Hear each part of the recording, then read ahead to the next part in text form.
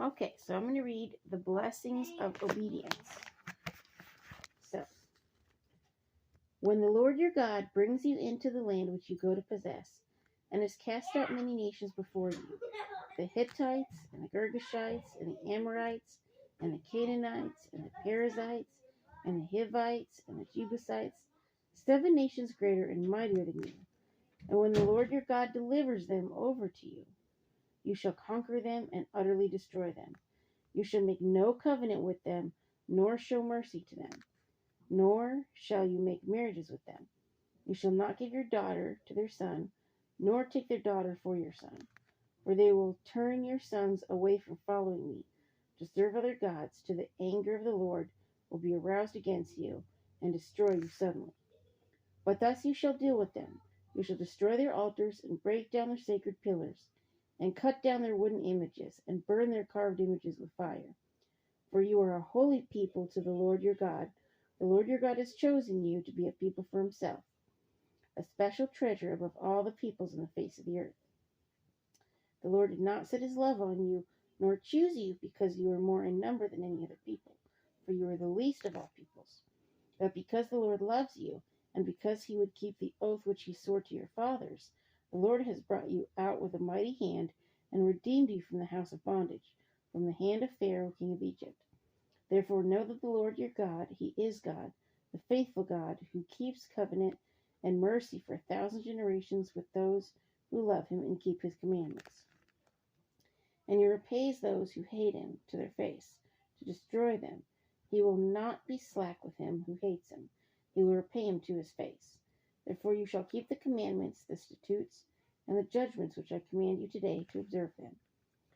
Then it shall come to pass, because you listen to these judgments, and keep and do them, that the Lord your God will keep with you the covenant and the mercy which he swore to your fathers. And he will love you and bless you, and multiply you, and he will also bless the fruit of your womb, and the fruit of your land, your grain, and your new wine, and your oil, the increase of your cattle, and the offspring of your flock, in the land of which he swore to your fathers to give you. You shall be blessed above all peoples. There shall not be a male or female barren among you or among your livestock.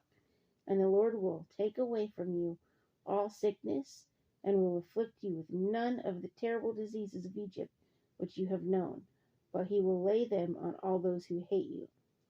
Also, you who destroy all the peoples, and the Lord your God delivers over to you, your eye shall have no pity on them, nor shall you serve their gods, for that will be a snare to you.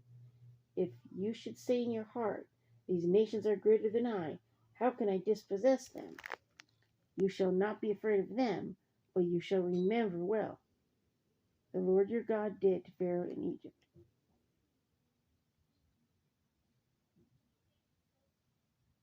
Hang on 1 second. Let's see. Let me pause this. Okay, so anyway,